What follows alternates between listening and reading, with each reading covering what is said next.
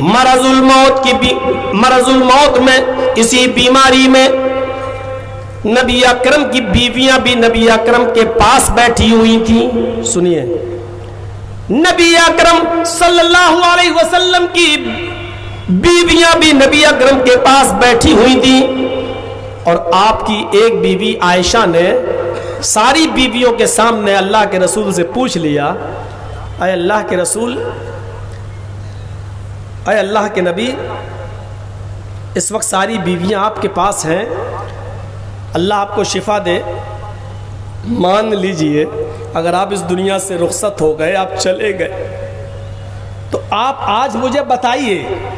بخاری شریف کی حدیث کے الفاظ ہیں، اللہ کے نبی سے نبی کی بیویاں پوچھ رہی ہیں، اور عائشہ پوچھ رہی ہیں ساری بیویوں کے سامنے کہ آج ساری بیویاں آپ کے پاس بیٹھی ہوئی ہیں، اتنا بتا دیجئے کہ آپ کے اس دنیا سے رخصت ہونے کے بعد آپ کی ان بیویوں میں سے کون سی بیوی آپ سے سب سے پہلے ملے گی؟ وہ تو ہو گیا بیٹی کا مسئلہ، خاندان کا اور پہلے بیت کا مسئلہ. بیویوں میں سب سے پہلے کون سی بیوی آپ سے ملے گی؟ اب نبی اکرم صلی اللہ علیہ وسلم اتنی بیویوں کے سامنے کس بیوی کا نام لے رہے ہیں؟ اگر نام لیں گے تو دوسرے کو برا نہ لگ جائے. آپ مسکرائے اور آپ نے کہا، اتنی بیویوں، جو ہماری بیویاں میرے قریب بیٹھی ہوئی ہیں، ان میں سے ایک ہے جو سب سے پہلے مجھ سے ملے گی. حضرت عائشہ کہتی ہیں وہی تو سننا چاہتی ہوں، کون ہے وہ خوش نصیب؟ خوش نصیب، غور کیجیے، یعنی موت سب سے پہلے جس کو آئے وہ خوش نصیب. ان جملوں پر غور کیجیے، کون ہے وہ خوش نصیب جو سب سے پہلے آپ سے ملے گی؟ نبی اکرم نے کسی کا نام نہیں لیا، لیکن فرمایا ہاں ایک بیوی ہے جو سب سے پہلے مجھ سے ملے گی، اور اس کی پہچان یہ ہے کہ اس کے ہاتھ سب سے زیادہ لمبے ہوں گے. اس کے ہاتھ سب سے زیادہ لمبے ہوں گے. بیٹھی رہیں بیویاں، لیکن تجسس پتہ چلے. تھوڑی دیر کے بعد حضرت عائشہ نے اشارہ کیا، سب کو ادھر آؤ، دوسرے کمرے میں آؤ، دوسری طرف آؤ. ساری بیویاں نبی کو چھوڑ کر تھوڑی دیر کے لیے دوسرے روم میں چلی گئیں، دوسری جگہ چلی گئیں، کسی دوسری بیوی کے حجرے میں بیٹھ گئیں. حضرت عائشہ ایک لکڑی لے آئیں کہ چلو ہاتھ ناپتے ہیں کس بیوی کا ہاتھ سب سے زیادہ لمبا ہے. ساری عورتوں کے، ساری بیویوں کے ہاتھ ماپے جانے لگے. جب ماپنا شروع کیا، اس کا ناپا، اس کا ماپا، اس کا ماپا، اس کا ماپا. جب ساری بیویوں کے ہاتھ ماپ لیے گئے تو پتا چلا آپ کی بیویوں میں سب سے زیادہ لمبے ہاتھ حضرت سودا رضی اللہ تعالی عنہا کے ہیں. ساری بیویاں مبارکباد دینے لگی، اے سودا تجھے مبارک ہو، اے سودا تجھے مبارک ہو، تیرے ہاتھ سب سے زیادہ لمبے. اور اللہ کے نبی نے فرمایا جس کا ہاتھ سب سے زیادہ لمبا ہوگا وہ مجھ سے سب سے پہلے آ کر ملے گی، وہ میرے پاس سب سے پہلے آئے گی. اے سودا تجھے مبارک ہو، تجھے ہمارے شوہر، تجھے ہمارے پیغمبر جناب محمد رسول اللہ کی قربت سب سے پہلے ملے گی، تو سب سے پہلے نبی کے پاس جائے گی. ہم پوری زندگی نبی کی خدمت نہیں کر سکے، لیکن نبی کے انتقال کے بعد تجھے یہ شرف حاصل ہوگا کہ تو سب سے پہلے محمد رسول اللہ سے ملے گی.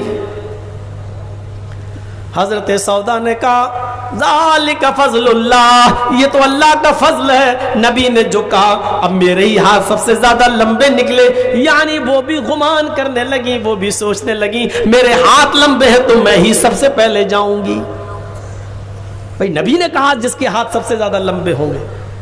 حضرت سودا یہی آس لے کر جیتی رہی کہ میری ملاقات نبی سے سب سے پہلے ہوگی.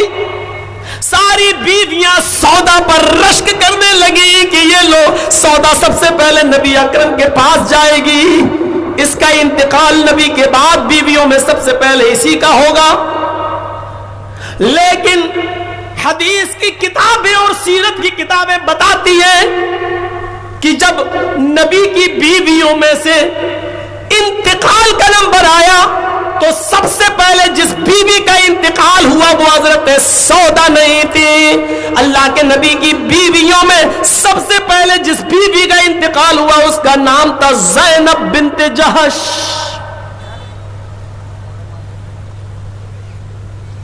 جبکہ ہاتھ لمبے تھے سودا کے, لیکن انتقال سب سے پہلے کس کا ہوا بیویوں میں؟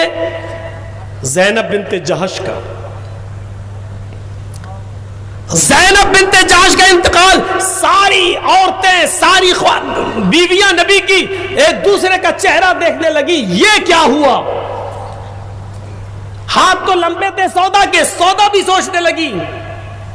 حضرت عائشہ کہتی ہیں اب سمجھ میں آیا محمد رسول اللہ صلی اللہ علیہ وسلم کے کہنے کا مقصد کیا تھا. ہم ہی لوگ نبی اکرم کی زبان سے نکلنے والے جملوں کو سمجھ نہیں پائے. نبی اکرم نے صرف اتنا کہا تھا اطولکن یدن, تم میں ہاتھ جس کا سب سے زیادہ لمبا ہوگا وہ سب سے پہلے مجھ سے ملے گی. لیکن اے نبی کی بیویوں, اے ہماری بہنوں, لمبے ہاتھ سے مراد لمبائی اور چوڑائی میں ہاتھ کا لمبا ہونا نہیں. ہم لوگوں میں جس کا ہاتھ لمبا, یہ لمبائی اور چوڑائی مراد نہیں. نبی اکرم نے کہا جس کا ہاتھ سب سے زیادہ لمبا ہوگا, اس سے مراد یہ کہ جو صدقہ اور خیرات کرنے والی سب سے زیادہ ہوگی, اللہ کی راہ میں خرچ کرنے والی سب سے زیادہ ہوگی. اور ہم تمام بیویوں میں اس میں کوئی شک نہیں, زینب بنت جہش سب سے زیادہ صدقہ کرنے والی, سب سے زیادہ خیرات کرنے والی, اپنے پاس کوئی مال بچا کر نہ رکھنے والی, اگر سب سے زیادہ کوئی صدقہ و خیرات میں آگے بڑھنے والی اگر کوئی بیوی تھی تو زینب بنت جہش تھی. آج مجھے سمجھ میں آیا کہ محمد رسول اللہ نے کسی بیوی کا نام کیوں نہیں لیا, اطولکن یدن کیوں کہا, جس کا ہاتھ سب سے زیادہ لمبا ہوگا. یدن کا ایک ہاتھ یعنی ہونا تو چاہیے تھے جس کے دونوں ہاتھ سب سے زیادہ لمبے ہوں گے, لیکن نبی نے دونوں ہاتھ نہیں کہا. یدن کا اطولکن یدن, تم میں سب سے زیادہ لمبا ہاتھ جس کا ہوگا. لمبے ہاتھ سے مراد دینے والا ہاتھ, لٹانے والا ہاتھ, خیرات کرنے والا ہاتھ, صدقہ کرنے والا ہاتھ, اپنے پاس کچھ بھی بچا کر نہ رکھنے والا ہاتھ. یہ زینب بنت جہش کا تھا. آئے زینب تو اس دنیا سے رخصت ہو گئی اور میں سمجھ بھی نہیں پائی. ہم لوگ اس بات کو سمجھ بھی نہیں پائے کہ محمد رسول اللہ کے کہنے کا مقصد یہ تھا. یہ پورا واقعہ بیان کرنے کا مقصد صرف یہ ہے کہ جب اللہ کے رسول نے کہا کہ جس کا ہاتھ لمبا ہوگا وہ سب سے پہلے مجھ سے ملے گی, یہ سن کر جب ہاتھ ناپے گئے تو سودا کا ہاتھ سب سے زیادہ لمبا نکلا, تو سب سودا کو مبارکباد دینے لگی کہ تو کتنی خوش نصیب ہے کہ تیری ملاقات نبی سے سب سے پہلے ہوگی.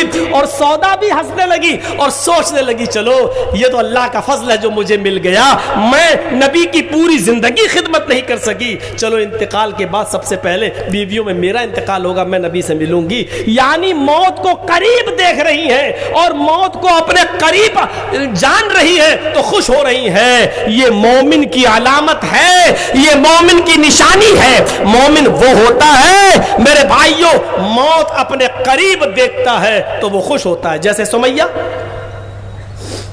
ایک پیر اس اونٹ سے, دوسرا پیر دوسرے اونٹ سے باندھا گیا, اندام نہانی میں نیزہ داخل کر دیا گیا. طبقات کے الفاظ ابن سعد نے طبقات میں لکھا, ابو جہل نے کوڑا اٹھایا, کہا سمیہ تیری شرمگاہ میں نیزہ داخل کر دیا گیا, پیچھے سے ہاتھ بندھے ہوئے اور پھر بھی کہہ رہی ہے کہ اللہ پر ایمان نہیں چھوڑ سکتی. اب تیار ہو جا, اب ان اونٹوں کو میں ماروں گا, ایک پورب کی طرف بھاگے گا, ایک پشچم کی طرف بھاگے گا.